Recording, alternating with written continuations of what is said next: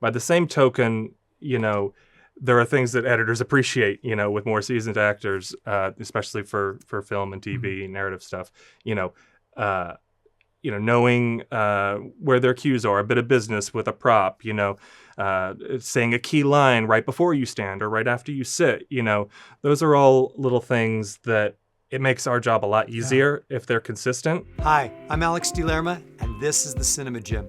The Cinema Gym is all about helping you transition from the stage to the screen. Stephen J. Murray. How you doing, Alex? Good to see you.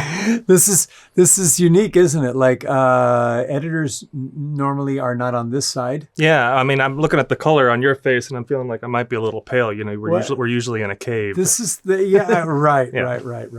Well, genetics gave me the olive complexion. There's nothing I can do for you because your people come from like Ireland or something.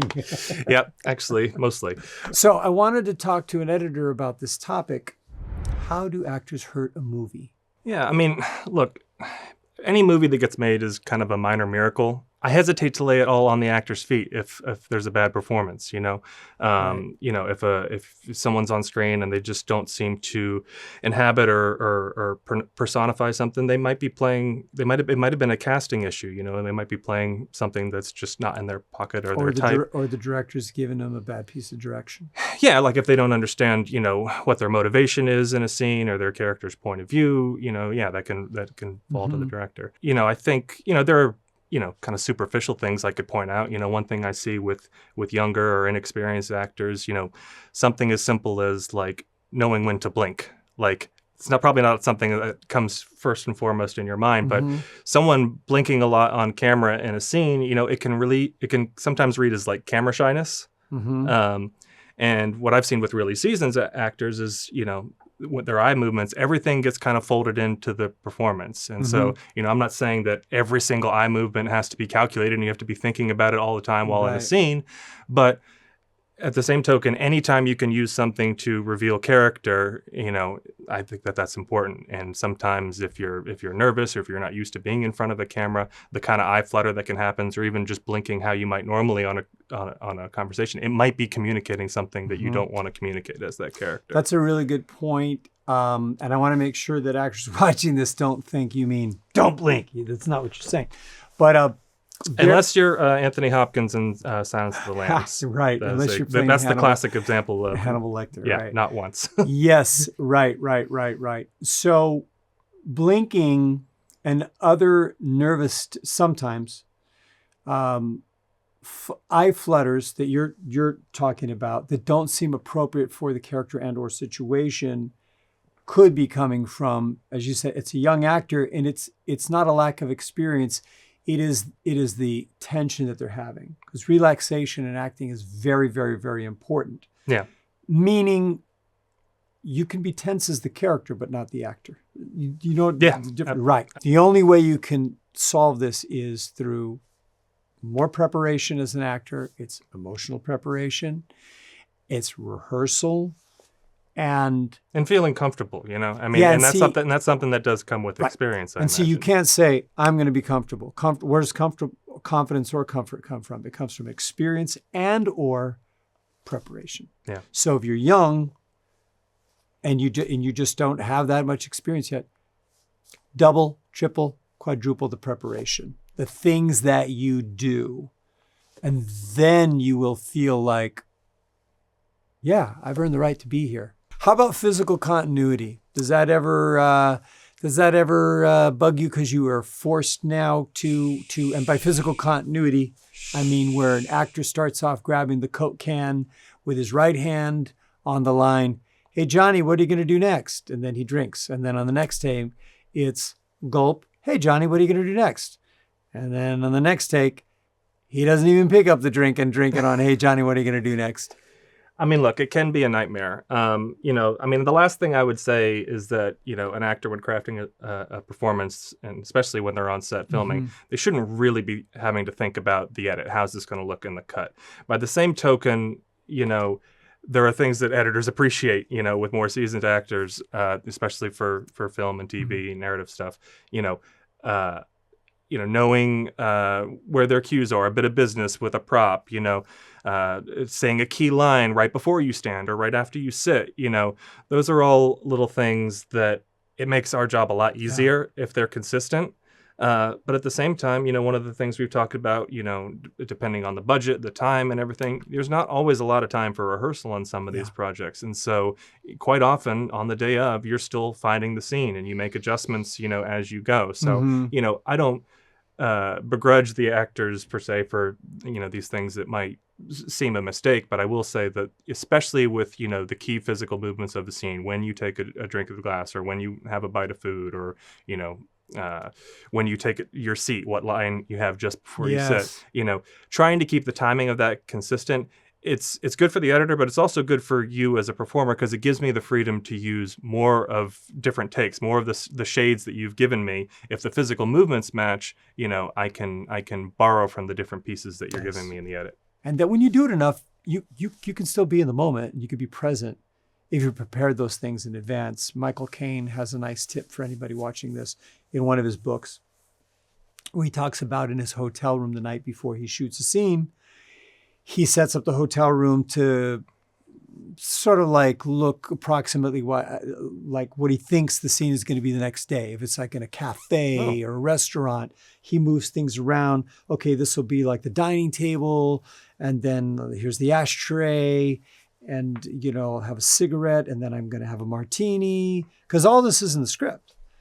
So then what he does is he's running the scene just to play around with what the physicality is going to be, and to lock in where he's going to take the drink of the martini. And especially he talks about how back in the day when everybody smoked, because you just drive the editor insane with all the smoke, and making sure that it's, and when to blow it and how much smoke is in the frame. Yes. Yeah. I think that kind of preparation though is really smart. Yeah. So that was something that I really took to heart. Take the time beforehand and don't just go ahead and think that the director has the time or even the experience to take care of you on the day of, because most of the directors that I ever worked with, they were great with directing camera. They understood story, directing performance, unless they came from the theater. Most of them were kind of finding their way. Yeah.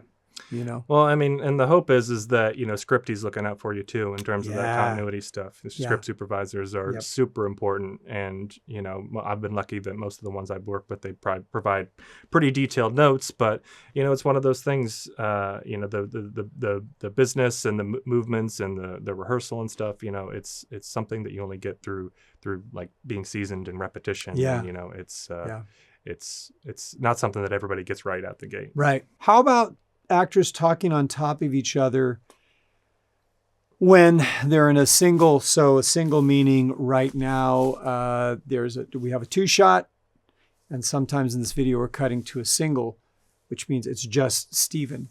And sometimes you'll experience that where, have you ever experienced that where there, some of the audio is the cues, the cues aren't just, they're not tight. They're like, it's not supposed to be overlapping here, and it is. Yeah, I mean, I would say that, especially if it's a clean close-up, there is something to be said about getting the lines clean. If we don't see the other character that's speaking, we want to make sure we have a clean recording of the performance of the person that's on camera. Explain getting the lines clean means? So they're not stepping on each other's lines. There's, So I'm not talking on top of you like I'm doing right now. Yeah, and then look, the director might make a call. Maybe there's something of the, the energy of the performance or a conflict or something where they, you're getting a better performance by maintaining that overlap. In which case, they may opt to try to record it. It can make it tricky to edit, especially since on a clean shot here, you're working with 2 totally different takes most of the time. I mean, sometimes they're rolling 2 cameras, but what I would say is that, if it's an over the shoulder or like a dirty single, as we sometimes call it, I would argue that just perform the scene. If it makes sense, if the tension of the scene is such that it makes sense to have an introduction, go ahead and do it, because that person's now on camera. Yeah. Even if we don't see their mouth moving, the physicality of it and everything all ties into that moment in the scene. Yeah. So it hasn't been a huge problem with me having too many pregnant pauses, but I imagine it's, No, not pregnant pauses. yeah, Overlapping. yeah. I mean, overlapping hasn't been a huge problem, but certain scenes, ultimately you got to take your cues from your director and what Yeah. they want from it.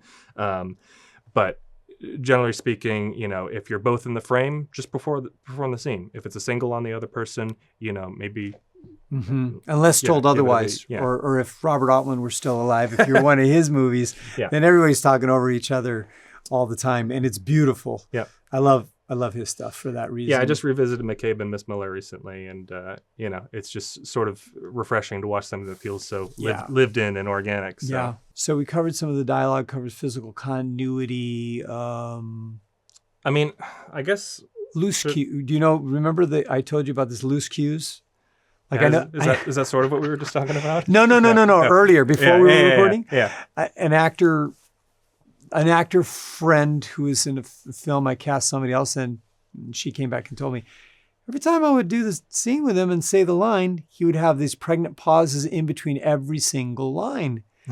And it was killing that naturalness and spontaneity and the rhythm of the scene. Yeah, it probably feels like a table read or And something. she didn't want to. She was a newer actress, and she didn't want to seem difficult. And she just asked him. She goes, "Is there a reason you're doing that?" And he says, "Oh yeah, that's to help the editor." And she came back to me and says, "Is that a real thing?" I went, I think there's a danger to overthinking that too That's, much. At the end I of the go, day, that's- at the end of the day, you're there as an actor. You're there to perform and deliver, an authentic, believable performance, to inhabit your character, and to, listen to your scene partner and be in that moment together. So if you're Act and thinking react. about the editor, you might want to pull your focus back to the scene. I think. Well said. Well said. Thanks for being in the Cinema Gym. Of course, Appreciate it. happy to be here. Thanks for visiting the Cinema Gym. If these videos are helping you and you want to see some more, please like, subscribe, comment. Let's keep this thing going. If you're interested in classes, seminars, or private coaching, you can visit the website. Hope to see you in the gym soon. TheCinemaGym.com for virtual one-on-one coaching for camera.